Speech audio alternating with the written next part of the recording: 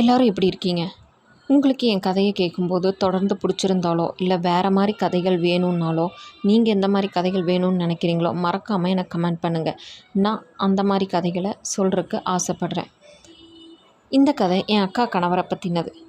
என் அக்கா கணவர் நல்லவர், எங்கள் அக்காவை நல்லா பார்த்துக்கிறாரு, என் குடும்பத்துக்கு நல்ல மாமாவாக இருக்கார், நல்ல பையனாக இருக்கார் அப்படின்னு சொல்லி தான் நான் நினச்சிக்கிட்டு இருந்தேன். அந்த இடத்துல நான் பார்க்கவே கூடாத ஒரு விஷயத்தை பார்க்குற வரைக்கும். அந்த ஒரு இரவு நான் குடும்பத்தோடு நிறையா இருப்பேன். என் குடும்பத்தையே வெறுக்க வச்சிடுச்சு அவரோட செயல். என் அக்காவுக்கு திருமணமாகி 4 வருஷம் ஆயிடுச்சு. அவள் சந்தோஷமாக இருக்கான்னு தான் நான் அன்னைக்கு வரைக்கும் நினச்சிட்டு இருந்தேன். அவங்க கணவர் ரொம்ப நல்லவர்னு நான் எல்லோரும் நினச்சிக்கிட்டு இருந்தோம். எல்லாருமே இன்னும் அப்படித்தான் நினச்சிக்கிட்டு இருக்காங்க, என்னையும் என் அக்காவையும் தவிர. அந்த சம்பவத்திற்கு பிறகு அக்காவும் அவரை உயிருக்கு உயிராக நம்பினாள்.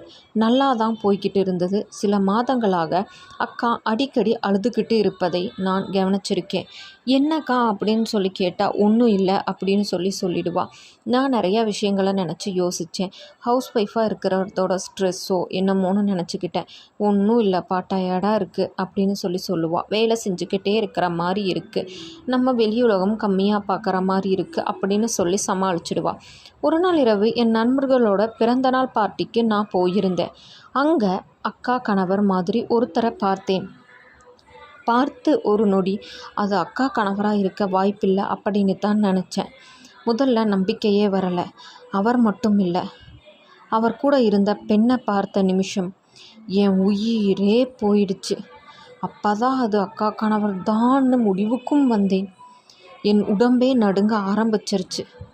அந்த பெண் வேறு யாரும் இல்லை, என்னோட சித்தி, என் அம்மாவோட தங்கை. அவங்க 2 பேரும் கணவன் மனைவி மாதிரி நடந்துக்கிட்டு இருந்தாங்க, அதுவும் பொது இடத்துல. இதை என்னால் தாங்கவே முடியலை. ஒரு நிமிஷம் கண்ணெல்லாம் இருட்டிடுச்சு. எல்லாத்து முன்னாடி அழுகவும் முடியலை. அவர் சட்டையை போய் பிடிக்கவும் முடியல, சித்தி கழுத்தை பிடிக்கவும் முடியலை. என்ன பண்ணுறதுனே தெரியல. அமைதியாக பல்ல கடிச்சிக்கிட்டு வீட்டுக்கு வந்துட்டேன். அந்த நிமிஷம் என் மூளை கூட வேலை செய்யலை. வீட்டுக்கு வந்ததும் அக்காவிடம் எல்லாத்தையும் சொல்லணும்னு நினச்சேன். ஆனால் வேண்டாம், அவள் என்ன ஆவா, நமக்கே ஒரு நிமிஷம் இதயம் நின்றுச்சே அப்படின்னு நினச்சிக்கிட்டு இருந்தேன். அவள் முகத்தை பார்த்ததும் என்னால் பேசக்கூட முடியல. ஏன்னா அவளுக்கு ஏற்கனவே எல்லாம் தெரியும் என்று எனக்கு தோணுச்சு.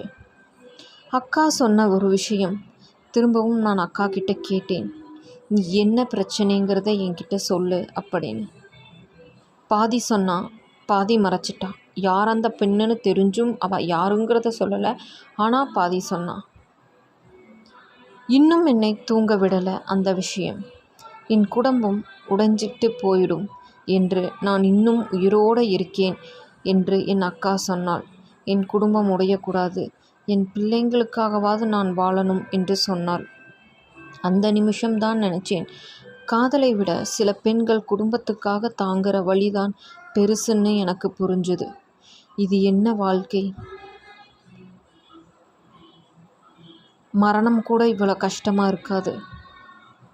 இப்படித்தான் இருக்காருன்னு தெரிஞ்சும் அவர் வெளியே போயிட்டு வரமா, பால் வாங்கிட்டு வரமான்னு சொன்னால் கூட நமக்கு அதை தானே தோணும், அவள் கூட போயிருப்பாளோ இல்லையோ அப்படின்னு. என்ன சித்தி இது?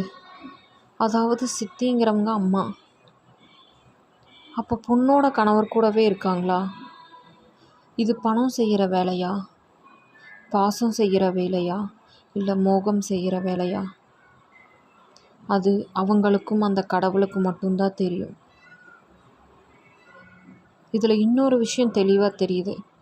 எந்த ஒரு பெண்ணாக இருந்தாலும் செல்ஃப் டிபெண்ட் இல்லாமல், யாரையும் டிபெண்ட் பண்ணியும் இல்லாமல், யார் இல்லைனாலும் ஃபினான்ஷியலி, ஃபிசிக்கலி, மென்டலி நம்மளால் வாழ முடியும்னு தைரியமாக இருக்கும். அப்போது இந்த மாதிரி எந்த விஷயத்தையும் மனசில் போட்டு புழுக வேண்டிய அவசியம் வராது. இந்த கதை பிடிச்சிருந்துச்சின்னா லைக் பண்ணிவிட்டு கமெண்ட் பண்ணுங்கள் உங்களுக்கு தோன்ற விஷயங்களை. இன்னொரு கதையில் மீண்டும் சந்திப்போம். வணக்கம்.